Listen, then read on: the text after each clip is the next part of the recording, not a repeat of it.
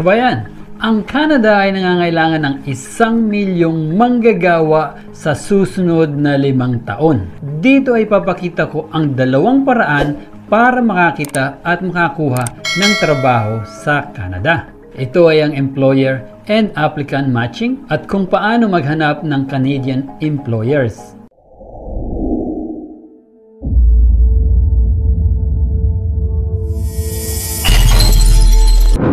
Maraming trabaho sa ibang bansa kasunod ng paglagda sa mga kasunduan sa paggawa sa pagitan ng Pilipinas at Canada. Nakatakdang pumunta sa Canada si Labor Secretary Silvestre Bello III para lagdaan ang mga bilateral labor agreements sa mga probinsya ng Ontario at Yukon, Canada.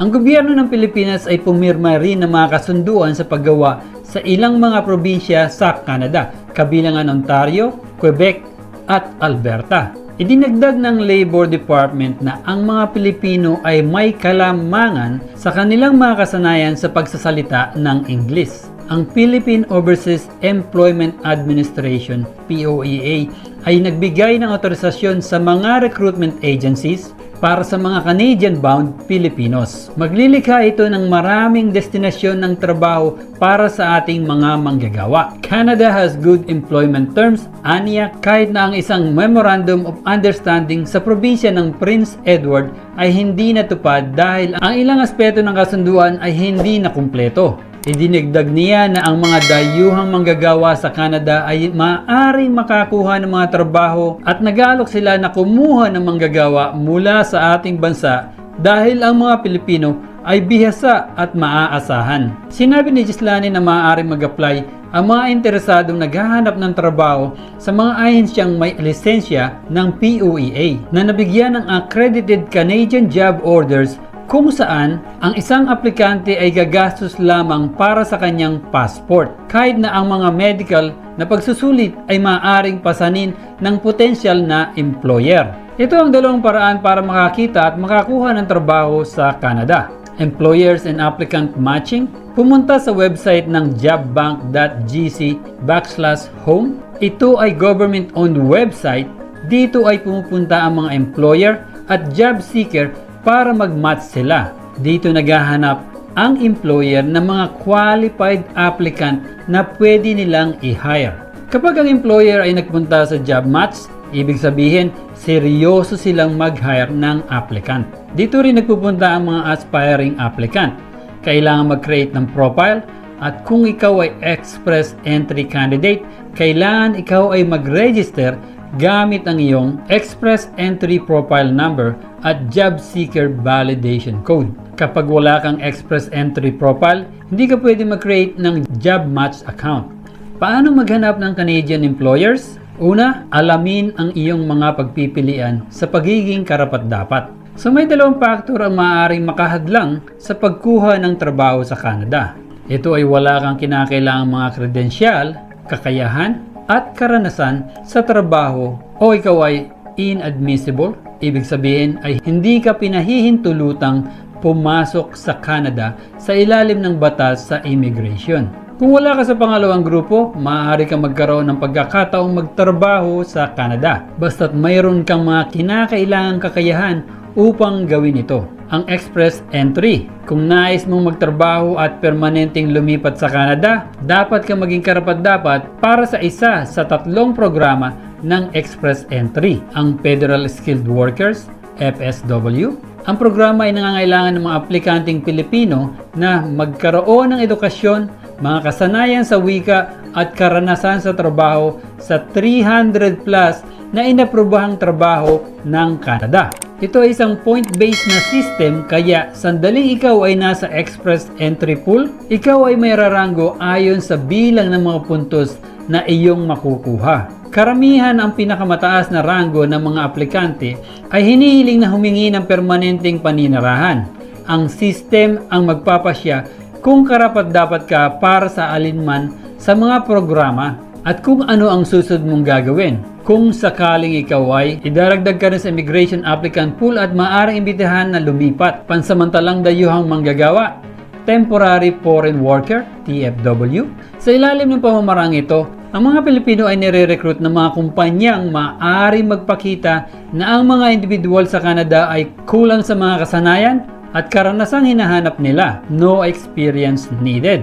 Nakikita ng mga masisipag na Pilipino, hardworking, ang TFW bilang isang hakbang tungo sa pagiging isang mamamayan ng Canada dahil naging karapat-dapat sila para sa status ng permanenteng paninirahan sa pamamagitan ng Canadian Experience Class pagkatapos makakuha ng sapat na karanasan. Pangalawa, maghanap ng trabaho. Sa puntong ito, malamang na napili mo ang pinakamahusay na paraan upang makakuha ng trabaho sa Canada. Siyempre, ang susunod na hakbang ay ang paghahanap ng isang employer. Kung ikaw ay kwalipikado para sa mga programang Express Entry at nais mong maging permanenteng residente sa pinakamaikling panahon, hinihimo kita mag-apply sa Canada Job Bank. Maaari ka maghanap ng trabaho sa mga recruiting firm na pinahintulutan ng Philippine Overseas Employment Administration para sa mga Pilipino, caregiver at blue-collar na empleyado na gustong bumiyahe sa Canada sa ilalim ng TFW. Ang tanging option para sa karamihan ng mga Pilipino na makakuha ng trabaho sa Canada ay sa pamamagitan ng isang POEA accredited recruiting firm. Upang malaman kung alin ang mga ahensya ng Pilipinas ang lisensyado, pumunta sa website na ito. Tandaan na ang lisensya ay may bisa sa loob ng 4 na taon. Ang listahan ng mga ahensya sa pagre-recruit na may wastong permit ay maaari magbago ng walang abiso. Sa makatuwid, suriin ang site na ito bago mag-apply para sa anumang pagkakataon sa trabaho. Ang ilan sa on-demand na trabaho sa Canada na inaalok ng mga recruiting firm sa Pilipinas ay kinabibilangan ngunit hindi limitado sa tagapag-alaga, caregiver, hairstylist, butcher, supervisor, welder, fast food staff at manager, assembler, machinist, cleaner, mananahi, sawmill operator at laborer, agricultural worker. Ang listahan ay nagpapakita lamang ng isang kasalukuyang mga order sa trabaho noong isinulat ang post na ito. Kung ang mga utos sa trabaho ay naroon pa rin o wala, hindi tinitiyak ng POEA na ang posisyon ay magagamit sa ahensya. Kapag ang recruiting agency ay may lehitimong lisensya, makipag-ugnayan sa kanila at tignan kung available pa ang work order bago isumite ang iyong application. Pangatlo, maghintay para sa mga kinakailangan sa dokumentaryo. Tandaan, ang bahaging ito at ang susunod ay eksklusibong nalalapat sa mga profesional na gumagamit para sa alinman sa mga programang Express Entry at sa kabutihang palad ay nakahanap ng employer sa isa sa mga tunay na Canadian employment site. Pagkatapos mahanap ang isang potensyal na kumpanya na handang kumuha sa iyo, ang kailangan mo lang gawin ay maghintay para sa mga papeles na dumating. Kapag naging matagumpay ang employer, ipapadala nila sa iyo ang LMIA kasama ang alok sa trabaho at kontrata. Tulad ng para sa alok sa trabaho, suriin ang detalyadong impormasyon sa sandaling makuha mo ang mga papeles. Kabilang sa mga mahalagang elemento ang sweldo at benepisyo, paglalarawan ng trabaho at oras ng trabaho. Pagkatapos makuha ang mga papeles ng iyong employer, maaari kang mag-apply para sa isang work permit at pansamantalang resident visa. Pangapat, humiling ng pahintulot sa trabaho, request work permission. Ngayon na meron ka ng LMIA, ang iyong employer at alok sa trabaho, maaari ka mag-apply para sa iyong permiso sa trabaho sa mga otorisadong sentro ng aplikasyon ng visa. Para mag-apply para sa work visa, kakailanganin mo ang mga sumusunod: alok sa kontrata ng trabaho, contract job offer, liham na kopya ng Employment Impact Assessment, LMIA. Ito yung Letter of Employment Impact Assessment, numero ng LMIA. Paano mag-apply para sa Philippine Work Permit para sa Canada? A. Ipadala ang iyong application. Maaari ka mag-apply alinman sa papel o online. Ang online na application na hindi lamang iminumungkahi dahil ito ay mas mabilis at mas mura. Hindi na kailangang magbayad para sa mga gastos sa paghahatid. Ngunit, ginagarantiyahan din nito na maaari ka magsumite ng mga karagdagang papel kaagad kung kinakailangan nila ang mga ito. Maaari ka rin makatanggap ng real-time na update sa iyong application sa pamamagitan ng iyong online na account. Upang humili ng permiso sa trabaho, pumunta sa website na ito. Magbigay ng mga fingerprint at litrato, biometric. Pagkatapos kumpletuhin ang iyong aplikasyon at bayaran ang kinakailangang gastos sa biometrics, makakakuha ka ng isang sulat na nagdedetalye kung paano at saan ibibigay ang iyong biometrics, fingerprints at mga larawan. Meron ka lamang 30 days para isumite ng personal ang iyong biometric sa mga opisyal ng site ng application sa Pilipinas. Sumailalim sa medical na pagsusuri. Kapag handa na ang iyong mga papeles, maaari kang ayayahan interviewin ng kinatawan ng Pilipinas sa Canada. D.